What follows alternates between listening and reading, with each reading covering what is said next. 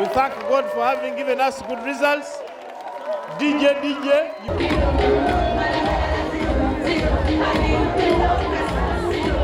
Essomero lya St. John's SS Namuyenje Mukono lirimu ku masomero agakoze obulungi ebigezo bya senior 4 nga bino byafulumiziddwa ekitongole ekya UNEB ku Lwokutaano. Essomero lyabadde ssanjerere oluvannyuma lw'okufuna ebyavudde mu bigezo. Omukulu w'essomero lino Henry Ssentongo Sali yakubye parade n'ategeeza abayizi ebyavudde mu bigezo.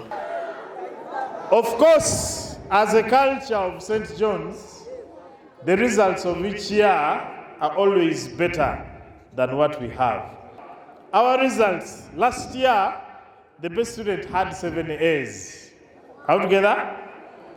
This year, the best student has 8 A's. Can we clap for God for that? Our students have performed so well. The following are the best subjects 2025 results UNEB. We have mathematics taught by Madam Nanchinga Benita. We have physics by Mr. Java and Mr. Kutete.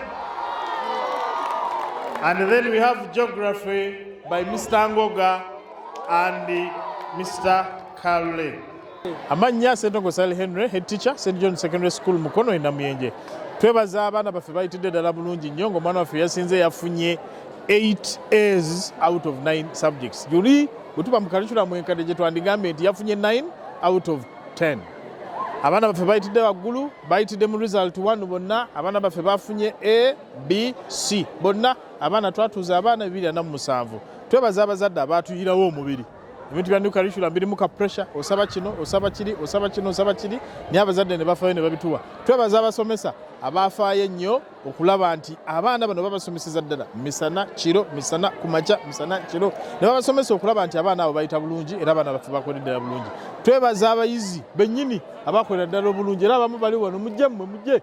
Ssentongo atubuulidde nti okuleka ebisomesebwa mu kibiina eno era abayizi babasomesa eby'emikono omuli okutunga, okukanika, okusiba enviiri, okufumba n'ebirala ng'abayizi bwe batuukira mu siniya ey'okusatu baba baweereddwa obukugu nga buno bubasobozesa n'okutandika okukola emirimu ne beeyingisiza ensimbi ne baweebwa ne certificates ezibakakasa olw'obukugu buno nga bano baba banjawulo nnyo okuleka abayizi abalala abatafuna mukisa guno. St. John yanjawulo tetusomesa busomesa baana kuyita, tusomesa DIT, mulimu skilling, abaana basoma enviiri, abaana bayiga okubajja, abaana bayiga amasannyalaze, abaana bayiga okufumba, bakery, cooking and bakery, abaana bayiga welding okwocha ebyuma, abaana bayiga okuzimba. Bino byonna bifulumiza ddala omwana ajjudde ng'alina kyafunyemu ku St. John n'afuluma wabweru ng'ali ready to work in the world of work.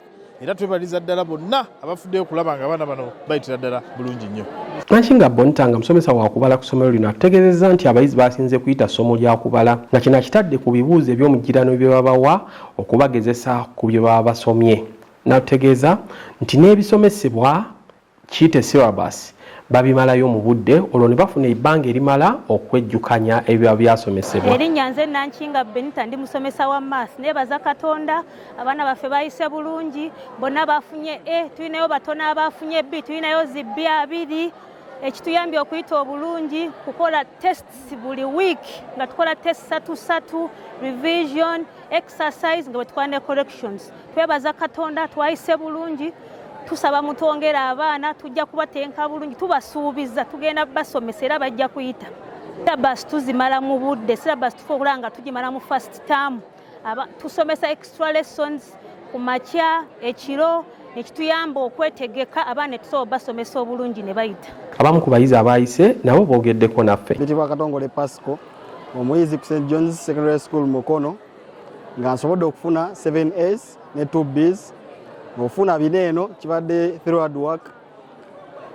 Era nga neebaza abasomesa bange abafuubye okunsomesa okusingira ddala class teacher wa math asobodde okusinga mu ssomero lino era math yasinze.